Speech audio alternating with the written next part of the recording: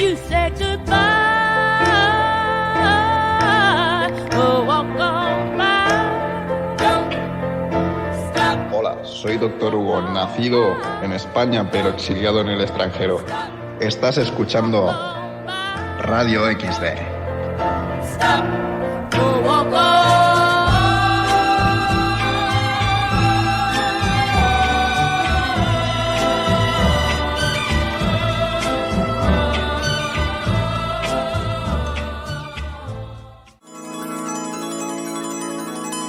¿Sueñas con tener tu propio programa de radio? ¿Tienes algo que decir al mundo?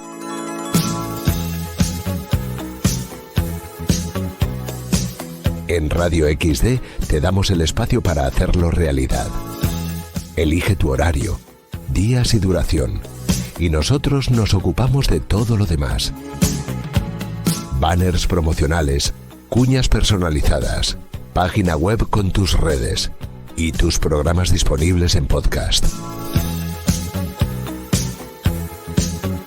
Te ayudamos a promocionar tu contenido entre nuestra audiencia. Rentabiliza tu inversión con tus propios patrocinadores. Graba tu programa o emítelo en directo con apoyo de un técnico de la emisora. Lleva tu voz más lejos con Radio XD. Con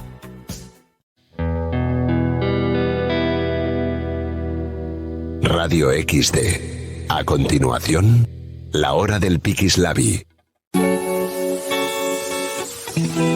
La hora del Pikislavi.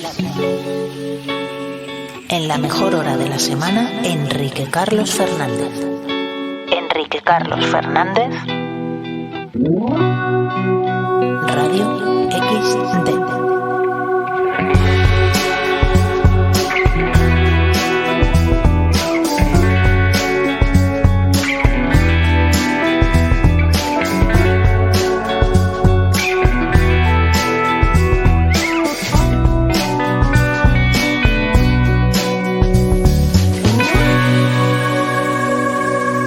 Radio XD.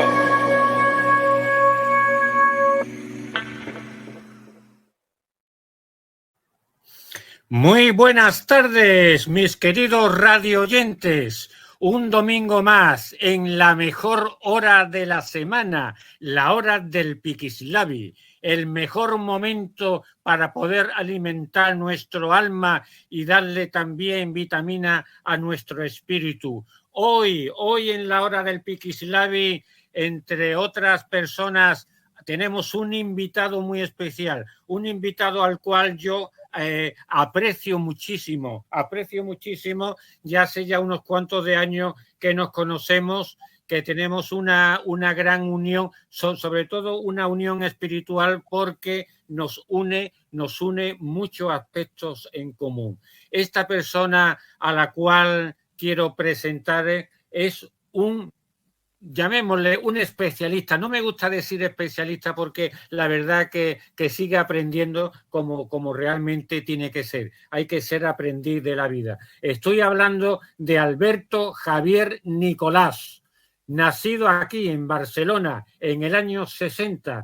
Es una persona que se interesó mucho por la historia y sobre todo por todo lo que corresponde al Tercer Reich y al mundo wagneriano. Se puede decir que es un gran investigador, una persona con una inquietudes impresionante. A mí me sorprendió mucho que con 17 años se fuera a Alemania, porque la verdad que él y yo tenemos vidas muy paralelas, y ella con 17 años se fue a Alemania y así, por las buenas llamó a una casa y así... Y abrió el Almirante Donitz. Eso fue una experiencia increíble. Pero eso yo quiero que ya él lo cuente ahora dentro de un rato.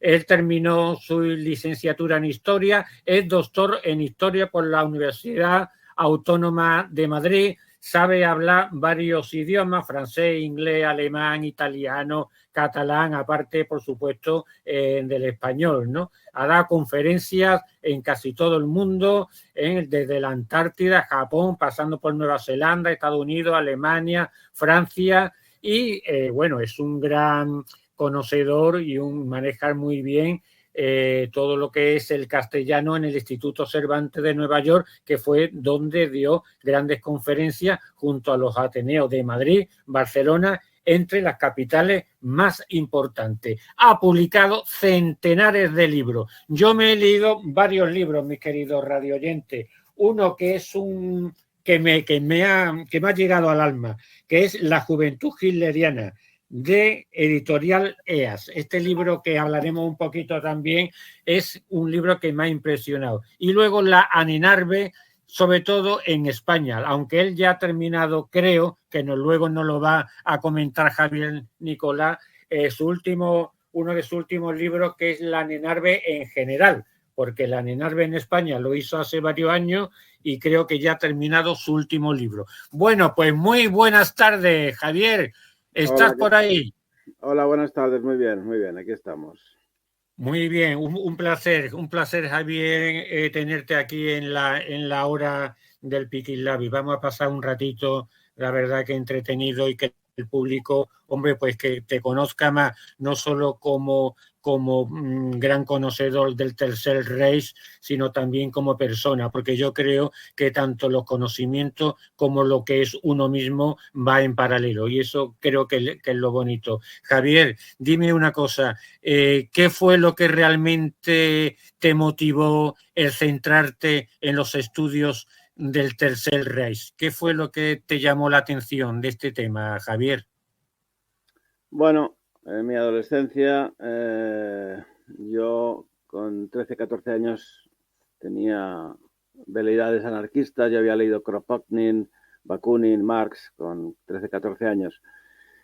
Y de repente descubrí un libro sobre el tema nacionalsocialista, que era uno de Cesare Santoro, que es un periodista italiano que estuvo dando vueltas por el Tercer Reich. Y bueno, me interesó, y a partir de ahí pues me leí todo lo que cayó en mis manos, especialmente una editorial Milicia Argentina, que ya no existe, hace años.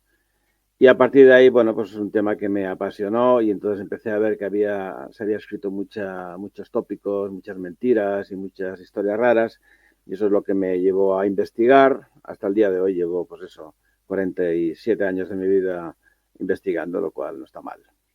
Hombre, la verdad que está muy bien, Javier. Ahora, justo lo que me acaba de decir, puedo entender uno de tus primeros libros que tú escribiste, que se llaman Fraudes históricos, si no me equivoco, ¿no?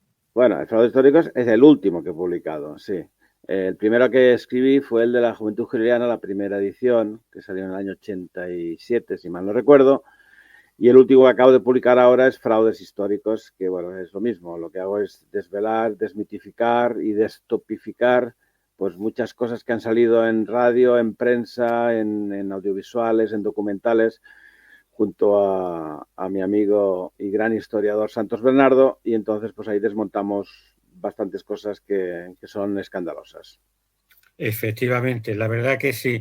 Pues fíjate, Javier, para mí tú tienes un paralelismo, igual que yo me siento un poco paralelismo contigo, hombre, no al nivel tuyo, pero yo te veo un paralelismo también con otro escritor, historiador, que era profesor de instituto, que fue anarquista y comunista. Para mí, uno de los mejores investigadores de historia, que desmitificó un poco también lo que pasó en la Segunda Guerra Mundial.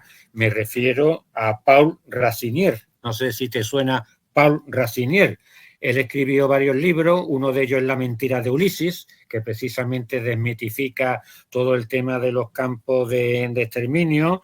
Otro libro que escribió Paul Racinier, que es La verdad sobre el proceso Eichmann, súper interesante. Y Paul Racinier, que además era ateo, porque murió en el año 65, cuando tú, Javier, tenías apenas 4 años, hizo uno de los libros de religión interesantísimo, La operación Vicario. Es decir, un retrato perfecto, que además, como ateo que era Paul Racinier, donde defiende la tesis de Pío XII y además descubre a todos sus detractores. Es curioso ese paralelismo. Pero dime una cosa, Javier, ¿qué es lo que fue que te interesó el tema de Hitler, porque claro, hay otro libro tuyo que es Dietrich Eckart, el guía y consejero de Hitler. Si has hecho un libro sobre este personaje, Dietrich Eckart, es porque realmente te interesaba mucho también la figura de Adolfo Hitler, ¿no? Bueno, me interesaba, no, me interesa. A ¿Te ver, interesa?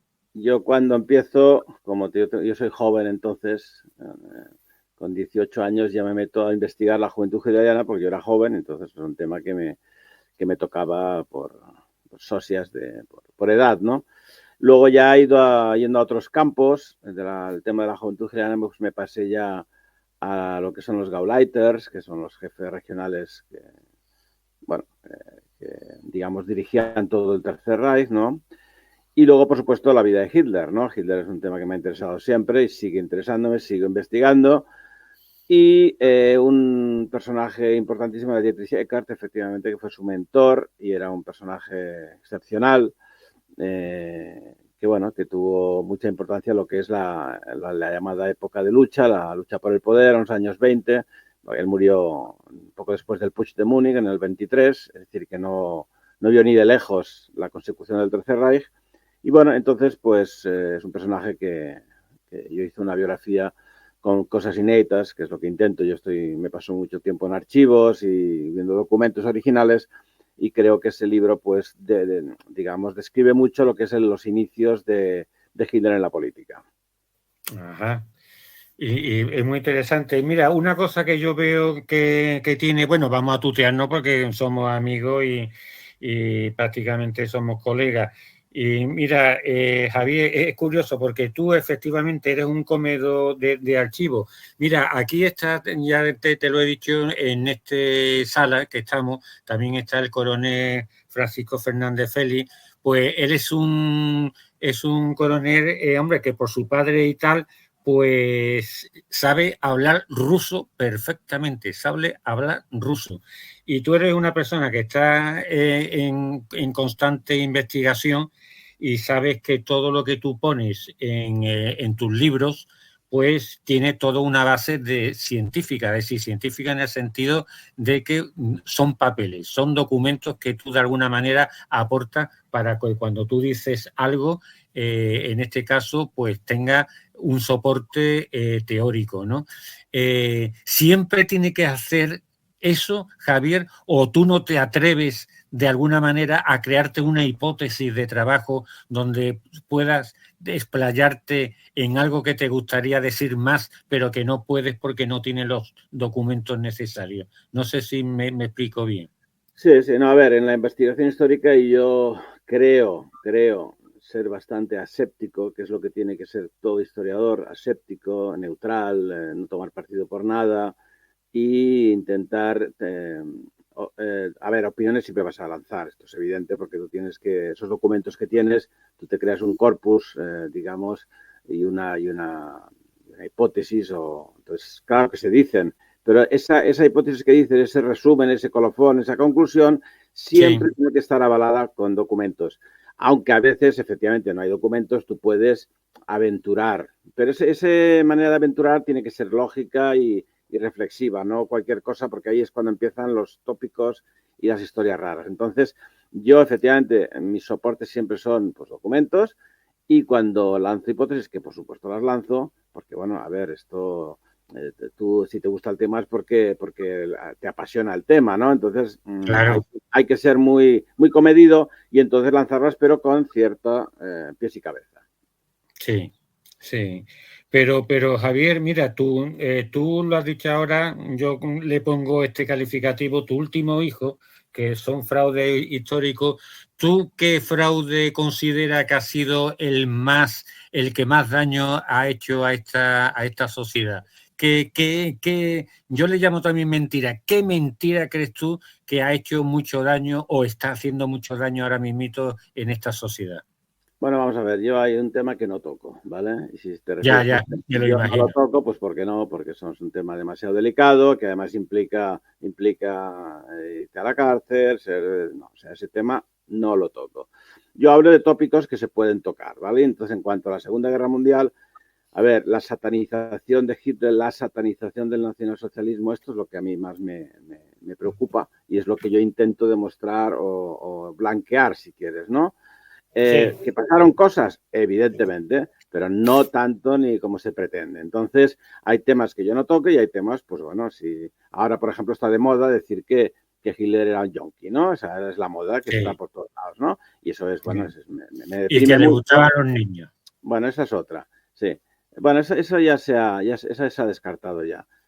Porque cada 2 o 3 años sale una biografía de Hitler en la que desmontan algo de su vida, ¿no? Entonces, siempre, por lo general, mentiras y sin ningún tipo de evaluación documental. Bueno, entonces lo de yonki me hace mucha gracia porque si te vas a una residencia de ancianos, pues vas a ver que los pobres ancianos se toman entre 10 o 20 pastillas diarias. Por eso vamos a decir que son yonkis. Así es.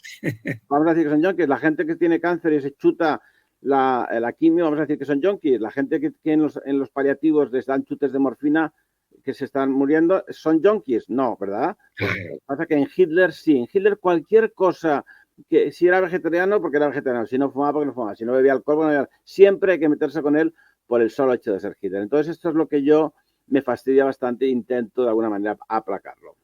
Sí, sí, exactamente. Sí, sí, yo te entiendo. Mira,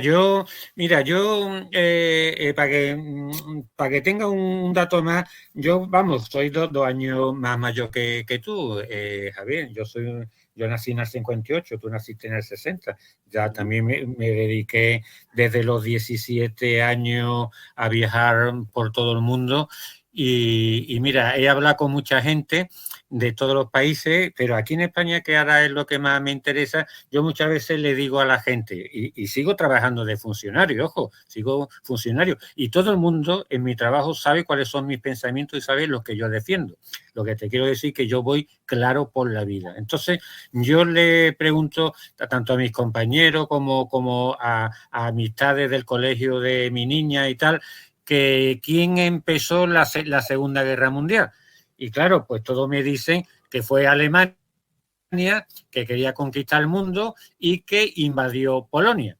Claro, eso es lo que la gente piensa. Pero cuando uno tiene cierto sentido de investigación, se da cuenta que en Alemania, además tengo aquí unos documentos en libros que se llaman Los errores polacos, las atrocidades cometidas en Polonia contra los miembros de la minoría alemana, donde Hitler se vio obligado en el año 39 a tener que entrar en Polonia para acabar con la matanza de alemanes en el suelo polaco. Eso poca gente lo sabe. Tú eso también eres consciente y has tenido discusiones de este tipo, de algo tan claramente, tan tangible y tan estudiado con grandes documentos, de la gran mentira de que Alemania invadió Polonia por querer conquistar más terreno para Alemania. ¿Tú qué piensas de este tema que acabo yo ahora de relatar? Vamos a ver, de lo que ya nadie duda, incluso los historiadores normales, por decirlo de alguna manera, es que la causa de la Segunda Guerra Mundial es el Tratado de Versalles, en el que, bueno, Alemania se la despedaza, se la desmiembra, se crea Polonia, precisamente, a costa de Prusia, que es lo más alemán de lo alemán, con una comunidad alemana muy potente allí, efectivamente.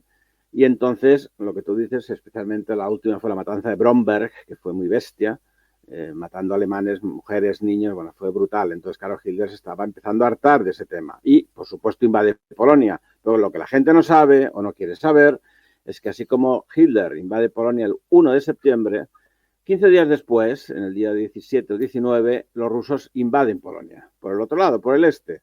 Entonces, Francia e Inglaterra... Y nadie les declaró la guerra, nadie. No. Francia e Inglaterra declaran la guerra a Alemania, pero no se la declaran a Rusia. Entonces ahí que alguien me explique por qué esto, ¿no? Entonces ahí está toda la cuestión, ¿no?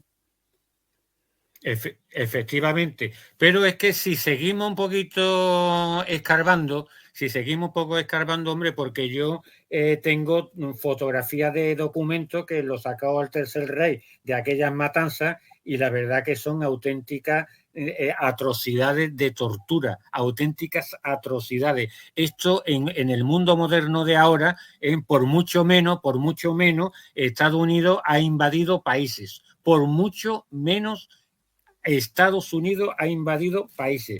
Y claro, me llamó mucho la atención que yo estoy muy sensible en el tema de la tortura y da la casualidad que en el libro de la Anne Narbe, donde tú hablas de grandes documentales que se hicieron, sobre todo de las Vascongadas, que había un documentalista del Tercer Reich de apellido Brieger, donde su padre, al terminar la Segunda Guerra Mundial, lo metieron en un campo de concentración francés en el 1946 y murió porque se le inyectó gasolina en las venas por miembro de la resistencia francesa. Eso lo he sacado yo de tu libro de Anne Narbe. Eso a mí me llegó al alma. ¿Cómo es posible? Y la gente lo desconoce. Después de terminar la Segunda Guerra Mundial, todas las atrocidades y todos los crímenes que se cometieron contra los alemanes. A ti, esos datos que tú has puesto en el libro de los Anne Narbe de este Brieger,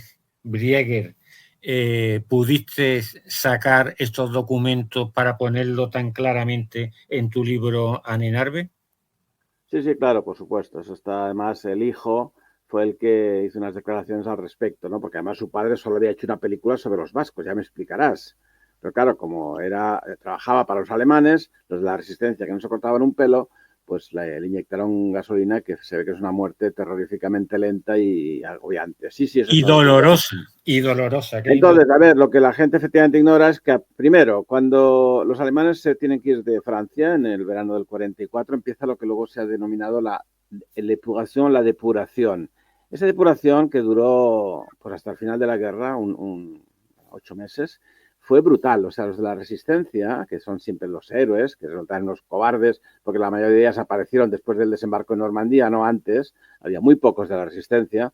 De hecho, yo entrevisté en su momento a uno de la resistencia que sí que había luchado desde el primer minuto y me decía, aquí se apuntaron al bombardeo un montón de resistentes con ganas de revancha y de matar, ¿no? Y así fue. Sí. Entonces, hay muchos casos brutales, bueno, aparte de rapar a las mujeres la cabeza y pintarles esvásticas y todas estas cosas, se habla muy poco de la cantidad de gente que mataron los resistentes en Francia ese verano del 44. Pero luego, cuando acaba el 45 la guerra, todo valía, el alemán no era nada. Bueno, hay el famoso plan Morgenthau, el consejero de Roosevelt primero y de ¿cómo se llama? De Stalin.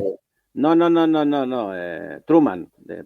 Truman. Los americanos. Este Morgenthau hizo un plan para destruir toda la industria alemana y quería el plan de esterilizar a los alemanes. Es decir, quería vacunar a todos los jóvenes y hombres para que no hubiera ya más raza alemana. O sea, imagínate, si eso no es un crimen, ya, que suerte que no. Truman no hizo ni caso. Además, un crimen de odio.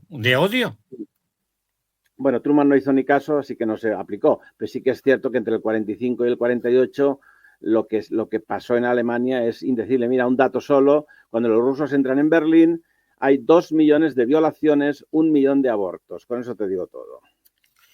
No, es terrible. Eso, la verdad que eso es terrible. Mira, cuando tú, hombre, porque yo creo, no sé, tú qué opinas, pero ¿tú no crees que la mentira es la mejor arma de guerra que hay? Sí, por supuesto. Tú difama que algo queda, evidentemente. Porque es curioso. Yo que he investigado mucho sobre los crímenes de Katyn, además a mí me gusta mucho preguntar. Yo conozco muy bien la comunidad eslava, ucraniana, conozco a muchísimas, les pregunto qué opinan de Katyn y tal, y todavía siguen pensando que lo hicieron los alemanes, ¿sabes, Javier? Todavía siguen pensando que lo hicieron los alemanes. Entonces, claro, a fecha de hoy, aunque ya Putin en el año 93 por ahí ya dijo que lo de Katyn fueron los soviéticos con la boca chica, pero realmente hubo muchísimos crímenes que desgraciadamente están todos blanqueados y no existen. Yo, sinceramente, creo que, como muy bien dice Francisco, la primera víctima que hay en la guerra es la verdad. tú cuando haces estas investigaciones, de alguna manera piensas que todo es susceptible de ir añadiendo cosas, de ir añadiendo datos. Es que veo que en muchos aspectos históricos, Javier, y tú que eres licenciado y doctor en historia, hay cosas que parece que no. Esto es una verdad absoluta, una verdad de fe y hay que creerlo. Cuando realmente cualquier investigador se mete en estos temas, sabe que constantemente va descubriendo cosas. Por ejemplo, tú en el libro tuyo de Anenarbe, yo me interesé mucho porque tú te has interesado por él, este tal Julio Martínez Santaolalla, este gran investigador que además ha escrito unos libros que yo los tengo aquí ahora mismo en la mano. Son cuadernos de historia primitiva. Son unos cuadernitos guapísimos que los tengo yo aquí ahora. Del año, este en concreto es del año 46, él fue catedrático y tal, y él constantemente va sacando cosas nuevas.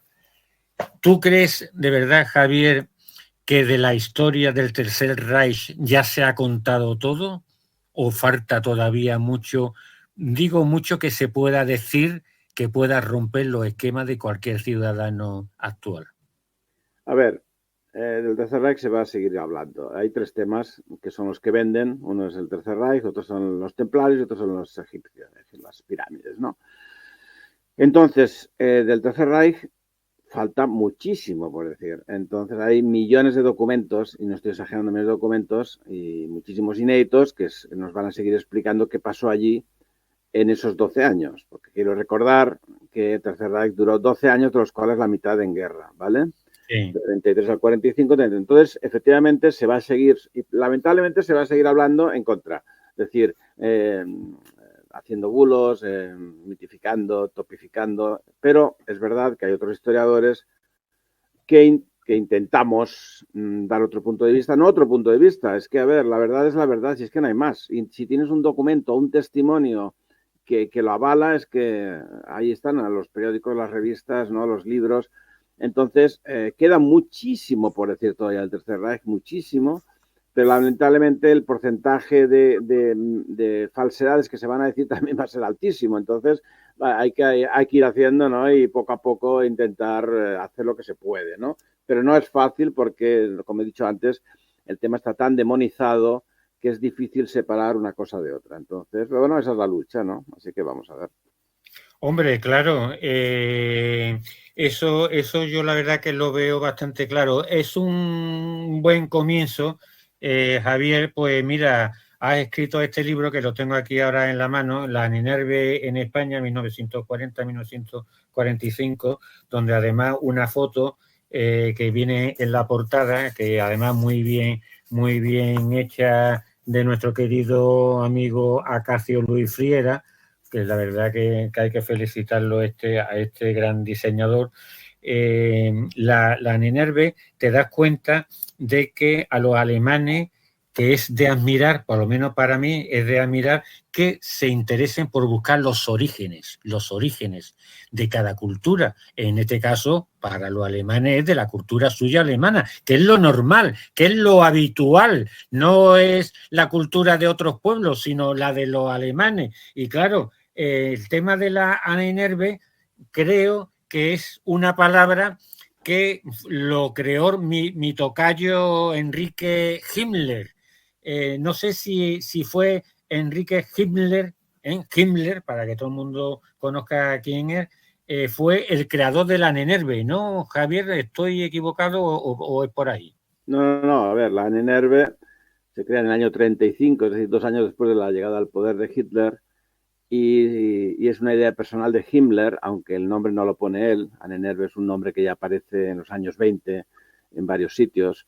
Anenarbe significa herencia de nuestros antepasados, ¿no? Entonces, la idea de Himmler efectivamente es crear una sociedad científica con investigadores serios. De hecho, el 85% de los científicos alemanes se pasaron a la Anenarbe, y ahí lo que el fin último era, pues, buscar el origen y y una supuesta civilización germánica precursora de lo que sería después Alemania. Entonces, Sí. bueno, hubo excavaciones, hubo estudios, se editaron bastantes libros, muchos artículos, y la verdad es que es un tema apasionante, ¿no? Es el libro que has dicho antes, yo no, ya me gustaría haberlo acabado. No, yo intento, porque es que se me cuelan libros por medio. Y mira, este año es el Claro. centenario, hay 3 centenarios importantísimos de los cuales estoy haciendo 3 libros. Uno es el centenario del Milucha, el Mein Kampf, Ah, mira. el centenario de la creación del partido, el NSDAP, imagínate, y el Fíjate. centenario de la creación de la SS, o sea, vaya 3 Sí. centenarios.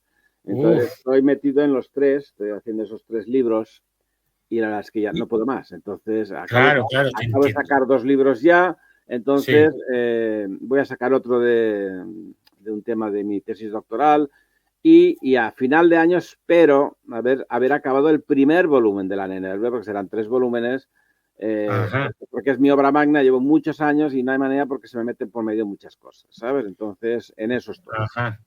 Pero entonces la Nenerve en España es el tomo primero de los 2 futuros libros de más que quedan, No, ¿no? nada que ver. A ver, el tema de la NERVE en España nace porque cuando yo llevo 20 años investigando la NERVE, y Sí, entonces le comenté a mi editor, le dije, oye, mira, sí, si quieres, sacamos el capítulo de mi obra sobre la NERVE en general, el capítulo de la NERVE en España, y hacemos un libro sí, aparte, porque me parece interesante, y esa fue la sí. opción. No, hay 3 volúmenes aparte. O sea, la NERVE en Ajá. España es uno, pero los otros son volúmenes sobre la NERVE, punto, a secas, ¿no?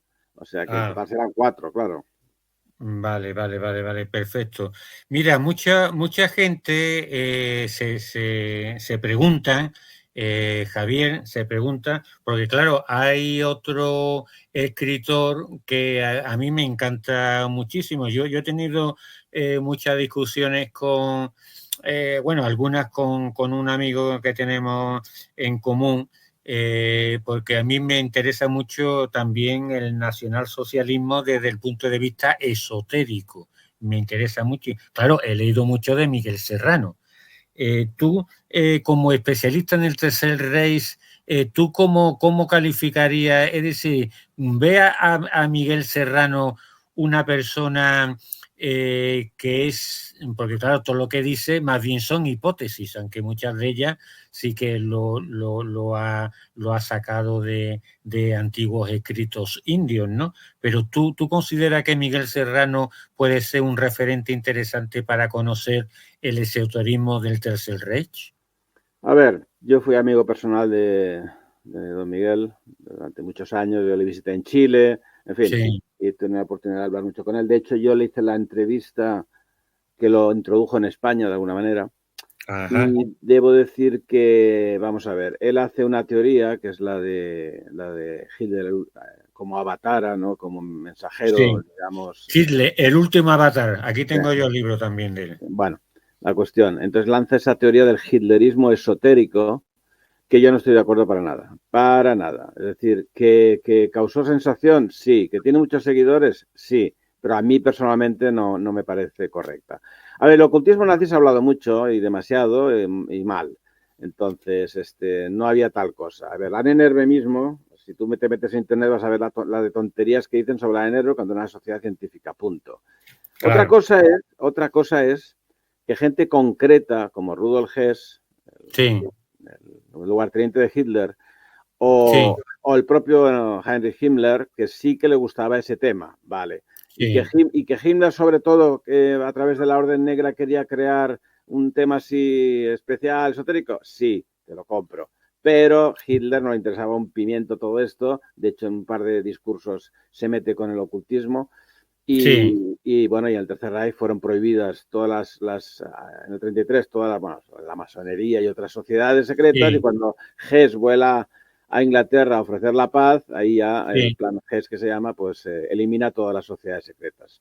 O sea, y luego Ajá, está la famosa sociedad Thule. Yo hablo de ello en mi sí, libro Sociedades Secretas y Ocultistas, sí. que la sociedad Thule, que si era la precursora del partido, nada, eso es todo fantasía. Pero bueno, hay muchísima cosa, sí, pero hay que Sí. ir con cuidado. Hombre, claro, hay que ir con cuidado, Javier. Yo eso lo tengo muy claro. Pero también hay que irse hacia las realidades. ¿Y qué realidad es la que yo estoy viendo? ¿Y cuál es? Pues mira, la realidad que yo estoy viendo, Javier, es que en 12 años, que tú además lo acabas de decir, de las cuales 6 fueron de guerra y otros 6 de paz, Hitler llevó a su país a la máxima cota, a la cresta del mundo científico y de todos los avances tecnológicos que ha existido. ¿Eso cómo se puede comer si no hay ahí algo raro? Ahí tiene que haber algo, porque en 12 meses, en 12 años, ¿cómo se puede llegar tan alto? Porque realmente la tecnología de Hitler de aquella época estaba como 100 años avanzada de la sociedad normal. No me estoy equivocando. ¿Cómo explica tú ese avance científico, Javier? A ver, primero tenemos que tener en cuenta que estamos hablando de Alemania, de alemanes, que la ciencia alemana ha sido siempre la puntera en todo, ¿no? Si a esto añades un Estado que te va a apoyar 100%, que va a dar dinero, que se va a preocupar de que tú investigues, pues lógicamente los frutos van a ser muy buenos. Si encima además inicias una guerra en la que está todo el mundo contra ti, vas a espabilar para crear cosas que te puedan ayudar a combatir ese frente, ¿no? Ese enemigo. Yo no creo en, la sociedad Brill, los ovnis, todas estas historias a mí me parecen fantasiosas y de hecho en mi libro La Nerve lo voy a desmitificar, pero a ver, el truco no, el milagro alemán es que son alemanes y los alemanes son así, ¿qué le vamos a hacer? Han perdido las 2 guerras y se han vuelto a rehacer y siguen siendo las primeras potencias mundiales pese a todo, ¿no? Entonces, hombre, pero Javier, yo creo que te quedas un poco corto y te voy a decir porque yo he visto en revistas alemanas en el año 77, en revistas militares alemanas, que las he visto, cómo hacían artículos de los 3 tipos de ovni que tenía Alemania en el Tercer Reich. Eso lo he visto yo en una revista militar alemana. Bueno, eso a ver, ¿a qué llamas tú ovni? Pues, objetos voladores no identificados. Vale, a eso le llamo yo ovnis. A ver, los alemanes hicieron unos prototipos, ¿no? Porque fueron prototipos, bueno, algunos sí que voló, pero vaya, realmente muy avanzados a la época, pues para evitar radares, etcétera, y efectivamente existieron, por supuesto, yo no niego eso, ojo. Pero de ahí a pasar al planeta Aldebarán, a la sociedad Brill, ya no sé cuántas historias más, pues mira, no. ¿Vale? Hombre, por supuesto que hicieron prototipos adelantadísimos, las V2, lo que tú quieras, la bomba atómica que la tuvo Alemania, pero de ahí a pasar al siguiente paso, a la campana del tiempo, no sé qué, pues no, ¿sabes? Bueno, yo lo que te puedo decir es que el que me llamó mucho la atención, la operación Gran Salto, que la hizo Estados Unidos en el año 46, a finales de noviembre, que iba a durar 8 meses, se fueron a la Antártida, tú de eso tienes que saber algo. Y en la Antártida no sé qué es lo que pasó, que duraron los norteamericanos pues 2 meses, se tuvieron que largar. Dijeron el almirante Richard Byrd que veía muchos objetos voladores no identificados de grandes dimensiones y de grandes velocidades. Es más, juró que se había montado en uno de ellos. ¿Tú eso lo crees que es un chisme, que es mentira, que es un mito, que es un rollo? Yo no me creo nada.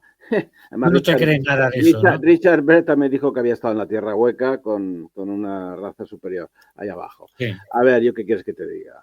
A mí me parece muy fantasioso, es un tema que ni domino ni me interesa, solo te puedo decir que la famosa excursión en el año 38-39 a la Antártida para para investigar allí, en ese barco no iba nadie de la NENERVE, que se ha dicho, sí, fueron a una investigación secreta. No, fueron allí a inspeccionar a ver si se podían allí hacer efectivamente unas bases, pero de tipo más industrial o, bueno, también estratégico, indudablemente. Pero a mí lo de las bases, mira, eso tienes que preguntarle a Felipe Botalla, que es un gran especialista en ese tema, precisamente, y él sabe mucho del tema. Yo es que no, ni sé ni me interesa. Entonces yo voy a otras cosas, lo siento. No, sí, vamos, Felipe Boyata, que además tengo yo aquí un libro suyo que es interesante. Se llama El misterio de Belicena Vilca, que él tiene su nombre de guerra, Nimrod del Rosario, efectivamente habla muchos temas de eso. Pero yo exhorta todo esto porque lo que tú dices, Javier, no me está convenciendo de que como son alemanes, pues resulta que han ido muy adelantados. Mira, Javier, Alemania hace ya más de 80 años que terminó la guerra, y Alemania ahora mismo es una mierda de país y una mierda de todo, porque prácticamente Alemania no tiene grandes conocimientos como lo tuvo en la Alemania de la época del Tercer Reich. Es decir, los alemanes ya, para mí, es un pueblo que le extirparon el alma y que desgraciadamente no tienen el nivel que tenían de aquella época. Pero este avance tiene que ser por algo, no es normal. Mira, yo hace poco he estado en la base aérea de Morón de la Frontera, conozco a militares norteamericanos y contratistas norteamericanos, desde aquí le mando un saludo a mi amigo Steven. Pues hay aviones que yo he visto, diseños alemanes, que actualmente los tiene la base norteamericana. Son estos aviones, Javier, que son como helicópteros aviones. De eso puede entender muy bien el coronel, que se ponen como aviones, pero cuando a ellos les interesa se transforma en helicóptero. Esa tecnología ya estaba en el Tercer Reich y la están usando ahora los alemanes. Los B-2 estos que son aviones alados, eso ya también lo tenía Alemania. Y yo veo que eso no lo tiene cualquiera ni el mejor ingeniero. Eso ha tenido que ser algunos conocimientos, porque por ahí se dice de que de alguna manera han hecho los alemanes una especie de estudio, ¿cómo se llama? Ahí hacia atrás, reverso, la ciencia reversa, ¿no? De como igual el caso Roswell, cuando se cayeron los ovnis, pues de ahí se ha sacado los circuitos integrales. Yo sé que ese es un tema un poco escarroso, pero claro, la ANENERVE, yo sé actualmente que se está estudiando mucho en el Instituto Militar de Ciencias de Rusia, y considero que es que todavía hay muchas investigaciones que lo tenían los alemanes que ahora todavía no están saliendo ni siquiera al mercado. Yo sé que ese tema se te puede escapar, pero tú no te atreves a decir hay una hipótesis que había algo más que la propia ciencia de los científicos alemanes. ¿No hay algo más? A ver, yo discrepo de todo lo que estás diciendo, lo lamento. A ver, primero no se me escapa nada porque el archivo de ANENERVE que está en Berlín en el Bundesarchiv me lo conozco bien, lo investigo bien y ese tema no se me va a escapar nada. Esto primero. Segundo, que tampoco la ANENERVE fue la encargada de todos los prototipos. La ANENERVE tocó algunos temas, pero no todos, ¿vale? Tercero, considero que Alemania no es como la has calificado. A ver, tú piensas que Alemania fue machacada hasta el final. Alemania desde el año 45 no ha levantado cabeza todavía, no ha superado todo el machaqueo que tuvo, que no tienes ni idea de todo lo que no ya todo lo que es de las atrocidades hasta los años 47-48, sino todo el proceso, el plan para machacar a los alemanes ya desde el kindergarten, ¿vale? Sí, no ha levantado cabeza todavía, eso no significa que sea una mierda de país, lo lamento mucho. Alemania tiene mucho que decir todavía, lo que pasa que está como está, ¿vale? Entonces, a los alemanes es que es como la estética es italiana, pues bueno, lo llevan dentro. Entonces, por supuesto que no hay nada. Aquí no hay que pensar que hay un ser ente superior que dirige... No, o sea, vamos, evidentemente. Yo hay que poner los pies en la tierra y yo no me creo absolutamente nada de lo que se diga de cosas raras porque hasta la fecha yo no tengo constancia de todo eso y repito, me voy a las fuentes. Sí. El resto es todo fantasía. No, dime tú un documento que te esté explicando que había unos seres superiores en Aldebarán o donde fuese, que es los que han hecho los prototipos. No, oiga, son seres con dos piernas, una cabeza y pensante y ya está, ¿vale? O sea, el resto es fantasía. Sí. Entonces, bueno, concluyendo un poco en este tipo de la ANENERVE, es decir, ¿tú realmente consideras que la ANENERVE pues, era una asociación pues típica, como puede ser cualquiera, y que ahí había científicos y lo único que le interesaba es buscar las raíces y punto. Es decir, no le interesaba más conocimiento que no fueran los orígenes del pueblo germánico, ¿no? ¿Es lo que tú quieres decir? No, tampoco, ojo. A ver, la NERVE tuvo entre 40 y 50 departamentos que iban variando y hay departamentos muy concretos, científicos, en el sentido, por ejemplo, la radiestesia, la búsqueda del agua, la búsqueda del oro, había departamentos matemáticos, había, o sea, de biología, o sea, no solamente era la búsqueda de los orígenes germánicos, que eran la mayor parte, pero no había un porcentaje alto de cosas científicas puras y duras en física, química, etcétera, ¿vale? Astrología, etcétera. Entonces, no, la NERVE sí que es verdad que también tiene esa parte ya más pura científica y con un avances muy grandes. Entre otros, pues bueno, había eso de los prototipos, ¿no? Las armas famosas, las armas secretas, ¿no? Sí. O sea, que no solo se dedicaron al pasado germánico, sino también a esto otro. O sea, que combinó las dos cosas con unos científicos de altísimo, altísimo nivel. Ajá, ajá.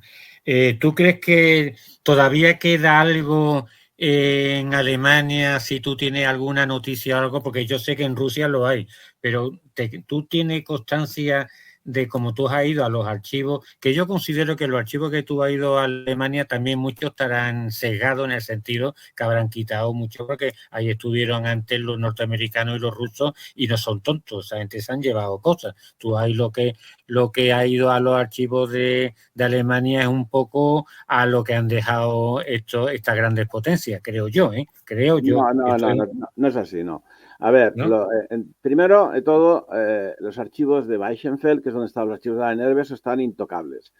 Segundo, que aunque hay millones de documentos, es decir, necesitarían 6 vidas y mucha gente dedicada a eso. Y en los años 45, 47, ni los rusos ni los americanos, que sí que se llevaron cosas, por supuesto, porque se llevaron científicos, se llevaron cosas relacionadas con Hitler, se llevaron sobre todo lo que estaba dedicado efectivamente a patentes, a inventos, a tema militar bélico. Pero lo que es la pura, dura estudios de la NERVE no les interesaba para nada. Porque, entre otras cosas, Hitler jamás mencionó la palabra NERVE. La NERVE no era conocida en el Tercer Reich, para nada. Era una sociedad con sus científicos, con sus publicaciones, pero nadie conocía eso. O sea, el Frente Alemán del Trabajo sí, la Juventud Ucraniana sí, la SS, la SA, lo que tú quieras. La NERVE no era conocida. Entonces, tampoco tenía un alto interés para rusos y americanos. Ajá. Vale. Pues mira, Javier, vamos a aflojar un poquito porque, en fin, nos hemos metido aquí para dejar un buen sabor de boca. Porque, hombre, yo hay cosas que no estoy de acuerdo contigo, pero no es ahora en el momento, ¿no?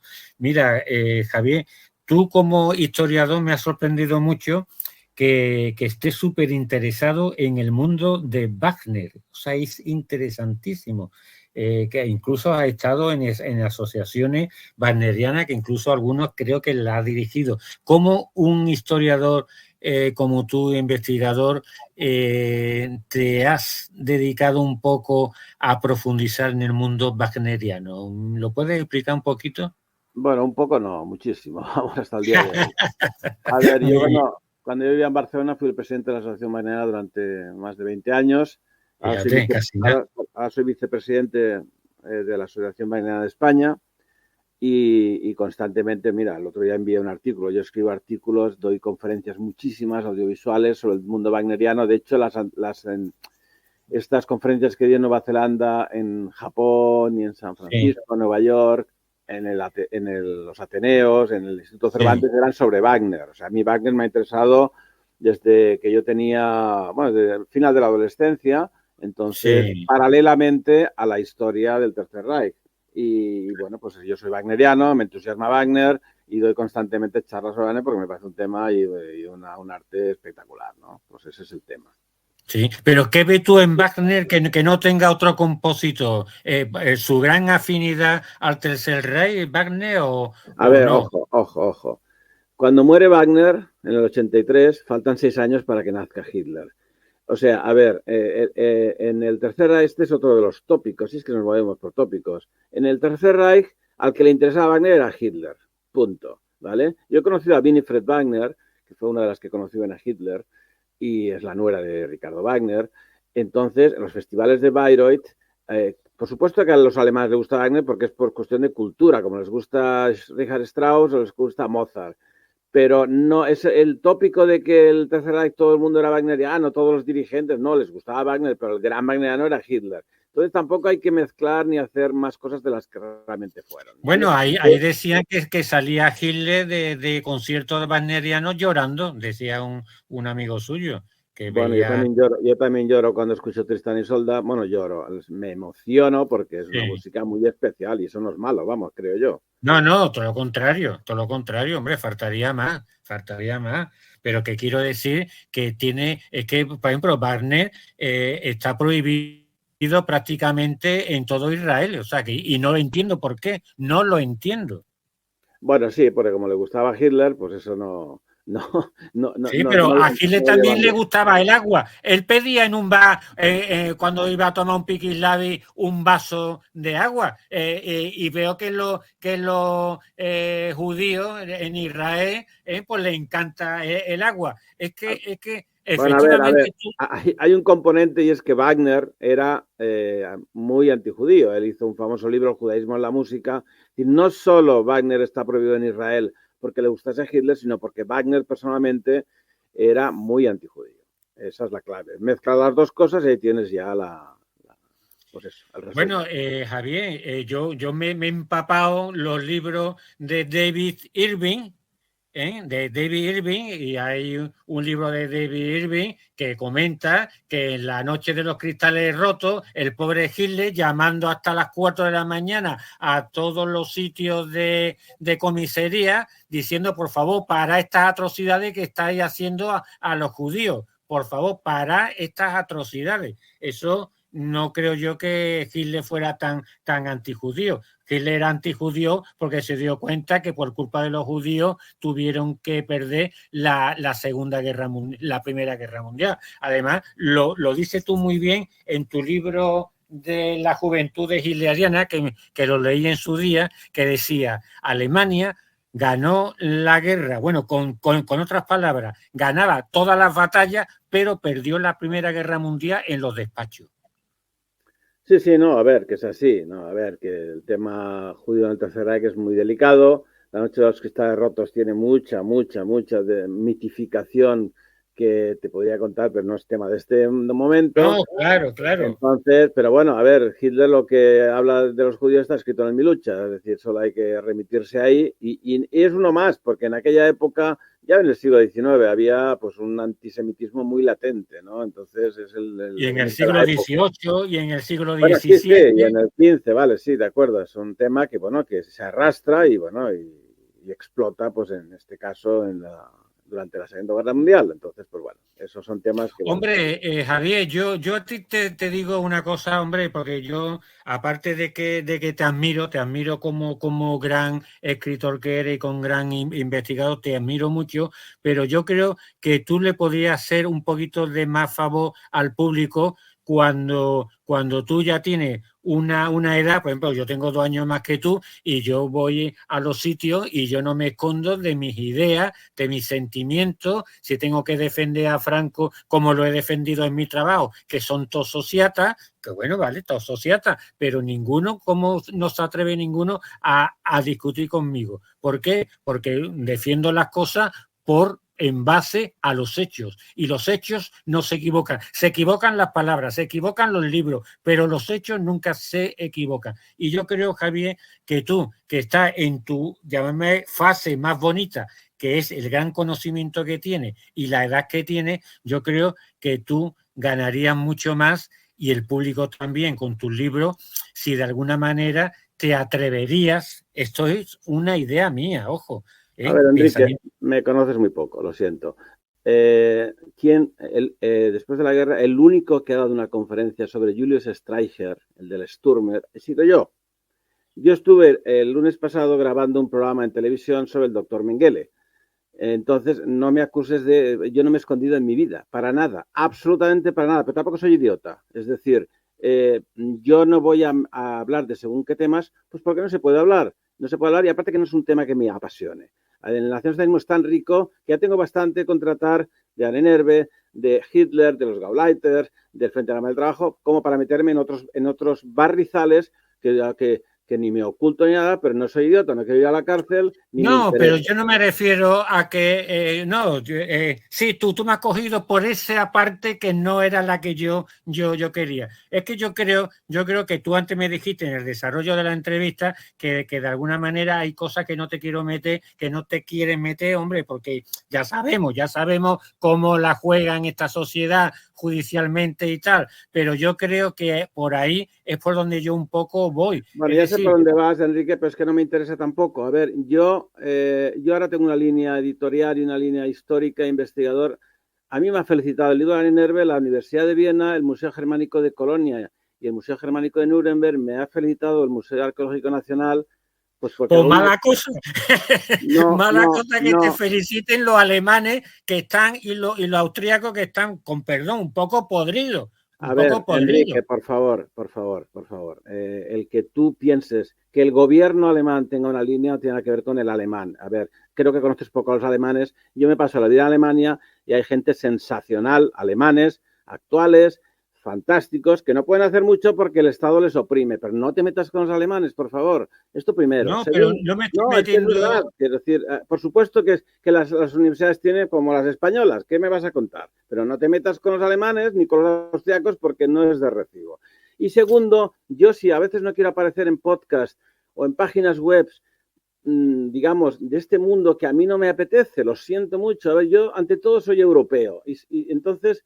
El tema local no me interesa para nada. No me interesa para nada muchas cosas que se dicen o se hacen que es que no van conmigo. Entonces, yo tengo las cosas muy claras y no me quiero meter en berenjenales porque no me interesa nada la política, ni las polémicas, ni las historias. Yo soy un investigador puro y duro, que hago podcast, entrevistas, pero no quiero meterme en cosas que a mí, que estoy en contra además, o sea, muchas cosas que no me apetece, lo siento, porque al final todo es un batiburrillo y te meten en el saco que a mí no me apetece, lo lamento.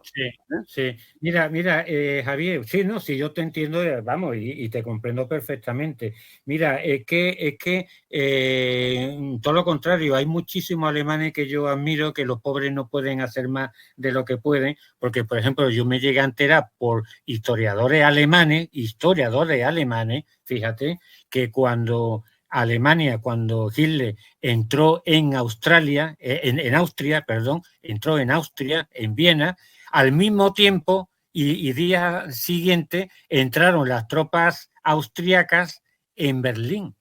O sea, que se habla de la invasión de Alemania en Austria cuando no fue ninguna invasión, fue una votación que el pueblo austriaco quiso pertenecer al Tercer Reich, que además es normal, porque Alemania en aquella época era lo puntero en todo el mundo quería ser alemán, todo el mundo, que es normal, pero quiero que me cojas la parte positiva. Yo lo único que te digo, y perdóname que a lo mejor te haya...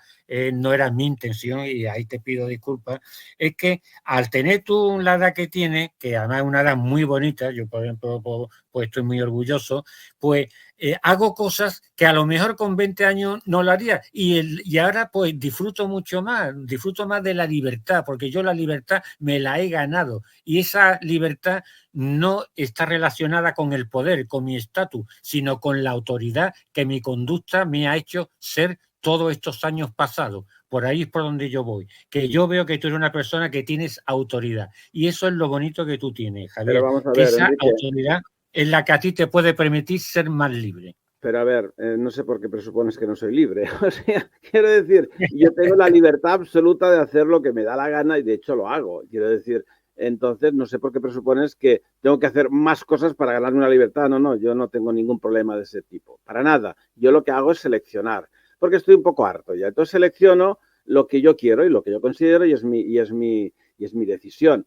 Pero soy tan libre o más que tú, lo siento. O sea, quiero decir, ¿por qué no voy a ser libre? O sea, sí, hombre, yo no voy a estar con la regla de vivir. Posiblemente eres más libre que yo. Sí. Bueno, entonces quiero decir... Hombre, yo estoy casado y hasta casado la libertad ya se me ha cortado la mitad.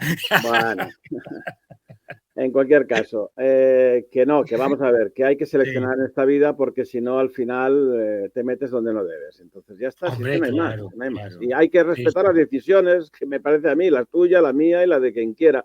Yo quiero hablar sí, aquí, yo no quiero hablar aquí, voy a dar una conferencia aquí, pero aquí no te la doy. Bueno, pues sí, porque hay que respetar mi decisión porque por lo que sea esto no me interesa, aquello veo que no va por la línea que yo quiero. Yo estoy diciendo que sí, no constantemente a podcast o a sitios, pues que no, y aquí, estoy sí, aquí ahora, que me ha costado, pues bueno, al final porque me has insistido mucho ya que estoy, pero que sí. no pasa de una entrevista radiofónica, no quiero más implicaciones, pues porque no me interesa o no tengo tiempo o yo qué sé, ¿sabes? Sí.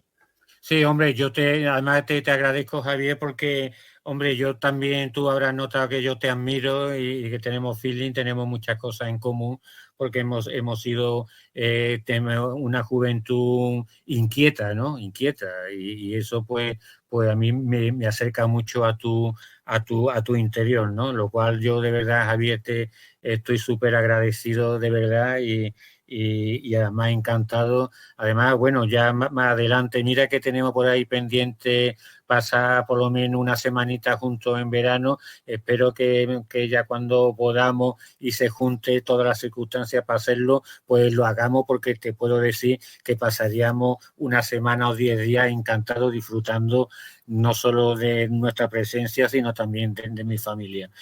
Javier, pues nada más, muchísimas gracias de verdad por haber compartido este ratito con nosotros este domingo 8 de junio, y de verdad que un abrazo enorme y te doy las gracias enormemente, Javier. De nada, Hasta otro a día. ti por invitarme y nada, pues un saludo a los audientes y al coronel Francisco Fernández. Y nada, pues hasta la próxima. Hasta la próxima, Javier. Un abrazo muy fuerte. Hasta luego. Adiós. La hora del Piquislavi. En la mejor hora de la semana, Enrique Carlos Fernández. Enrique Carlos Fernández. Radio XD.